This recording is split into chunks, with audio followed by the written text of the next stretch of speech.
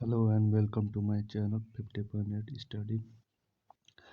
इस वीडियो में daily current affairs के one liner question with solution देखेंगे। आज 14 तारीख है, 14/5/2021।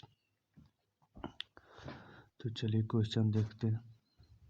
अगर वीडियो में आगे बढ़ने से पहले इसमें अच्छा लगे तो लाइक, सब्सक्राइब और शेयर जरूर करिएगा। पहला क्वेश्चन है, प्रधानमंत्री नरेंद्र मोदी ब्रिटेन में होने वाले जी सम्मेलन में हिस्सा नहीं लेंगे। Prime minister Narendra Modi will not attend the summit to be held in Britain G7 में। प्रधानमंत्री नरेंद्र मोदी G7 समिट में शामिल नहीं होंगे।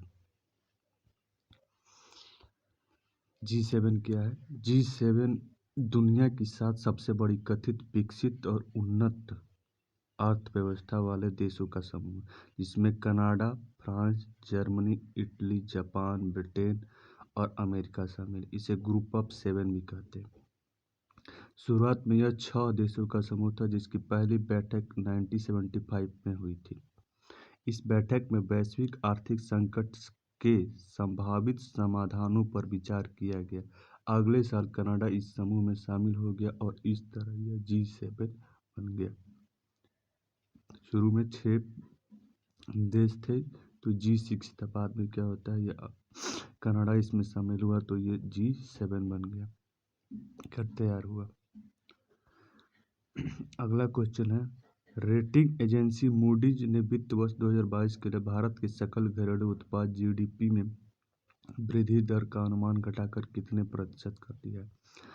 Rating agency Moody has reduced the GDP growth forecast for the financial year 2022 as much. कितना कर दिया है? 9.3%। 9.3%।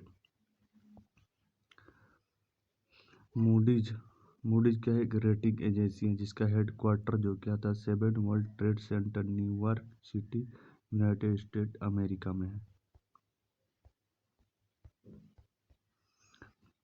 Rating agency Moody has cut the India gross domestic product GDP forecast for the financial year 22 to 9.3% from the earlier project of 30.7%। पहले क्या होता है था 30.7%, तो आप घटा के उसको 9.3% कर दिया।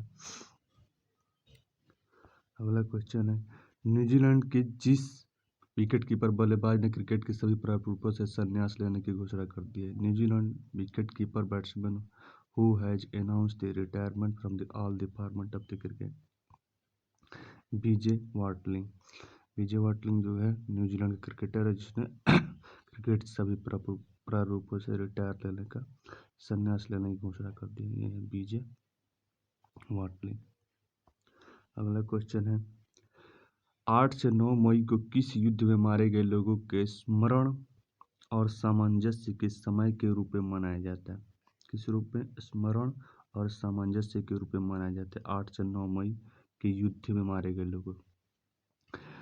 8 to 9 May 8 to 9 is celebrated as the time of the remembrance and harmony of the people killed in which war?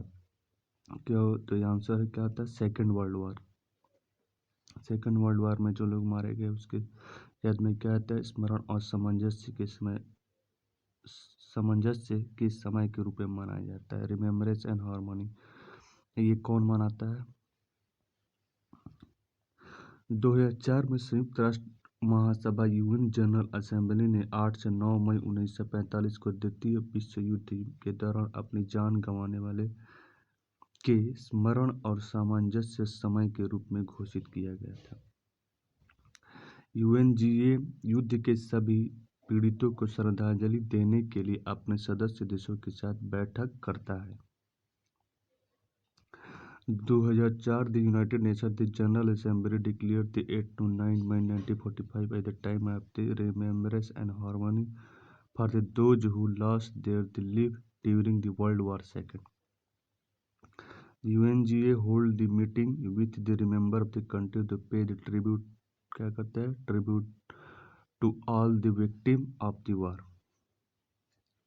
अगला क्वेश्चन है, कोविड-19 संक्रमण से निपटने के लिए माउंट एवरेस्ट शिखर पर कौन सा देश सीमा रेखा लाइन ऑफ द सेपरेशन बनाने जा रहा है? Which country is going to build a line of the separation on the Mount Everest summit to deal with the COVID-19 transition? China. कौन बना रहा है line of the separation mount Everest पे? China.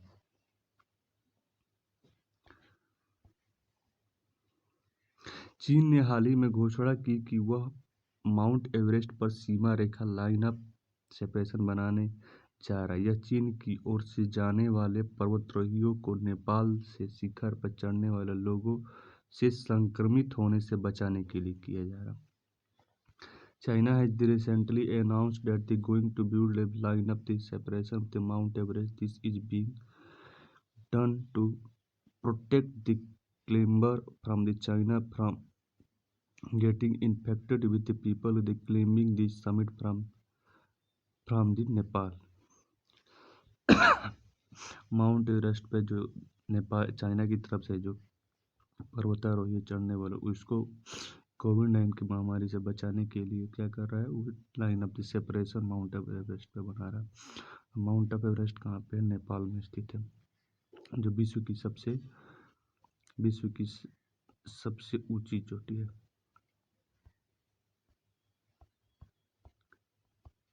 विश्व की सबसे ऊंची चोटी है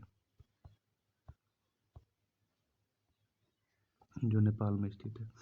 अगला क्वेश्चन है, हाल ही में खबरों में देखा गया यजीदी अल्पसंख्यक धार्मिक समूह मुख्य रूप से किस देश में पाया जाता है?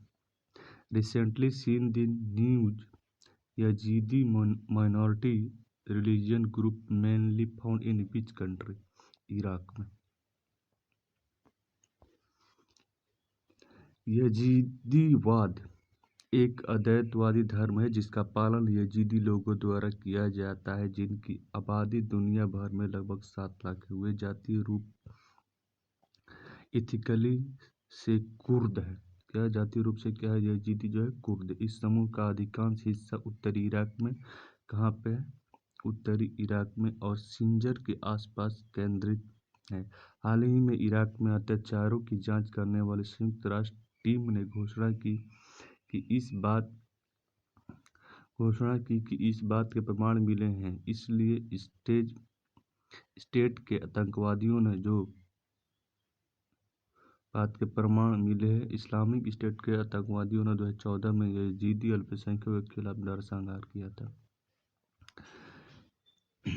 अल्पसंख्यकों के अत्याचारों के कारण संयुक्त राज्य अमेरिका ने क्या किया है, जब इस पर जांच किया तो इन लोगों के बारे में मालूम चला। यजीदी जनजातीय के लोगों के जो क्या है इराक में स्थित है, जो इस्लामिक स्टेट के आतंकवादियों के द्वारा 2014 में नरसंहार में मारे गए थे।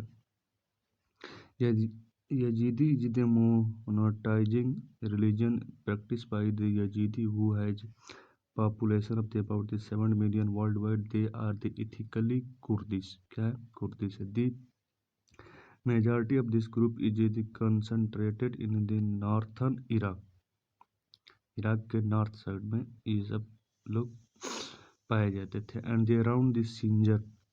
Recently the UN team investigation the atrociated in the Iraq announced that there was the evidence that the Islamic State military committed the genocide against the Yazidi minority of the 2014। Thanks for watching. Video को अच्छा लगे तो like subscribe share जरूर करिएगा। चलते हैं हम next video में, अगले दिन देखेंगे।